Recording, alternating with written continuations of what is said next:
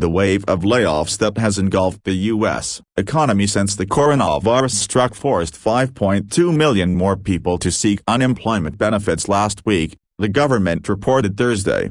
Roughly 22 million have sought jobless benefits in the past month, easily the worst stretch of U.S. job losses on record. All told, roughly nearly 12 million people are now receiving unemployment checks, roughly matching the peak reached in January 2010, shortly after the Great Recession officially ended.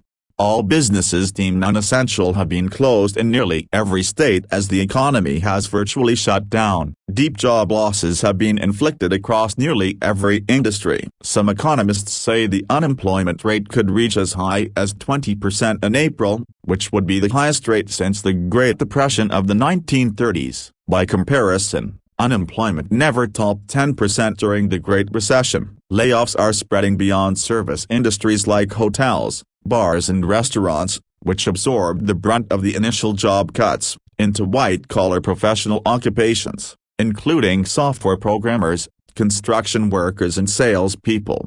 Collectively, the job cuts could produce unemployment on an epic scale. Up to 50 million jobs are vulnerable to coronavirus-related layoffs, economists say, about one-third of all positions in the United States. That figure is based on a calculation of jobs that are deemed non-essential by state and federal governments and that cannot be done from home.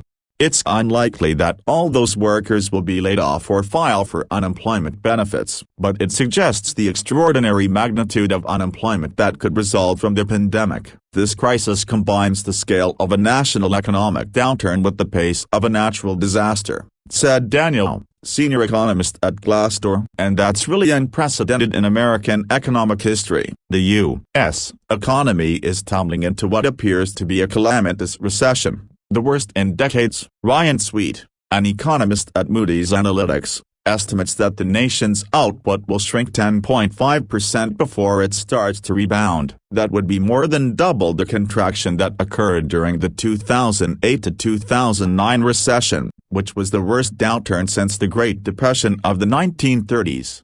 Retailers and other service companies keep cutting jobs. The electronics chain Best Buy said this week that it will furlough 51,000 of its hourly employees, including nearly all its part-time workers. Royal Caribbean Cruises will cut 1/4 of its 5,000 corporate employees. But now, job losses are spreading well beyond occupations involving restaurants, retail, travel and entertainment, which were hit first and hardest. The software company Toast, which works with the restaurant industry, last week cut half its workforce, or 1,300 people, citing a dizzying drop in restaurant sales. Yelp, the customer review site, cut 1,000 jobs. Groupon, the online discount company, shed 2,800.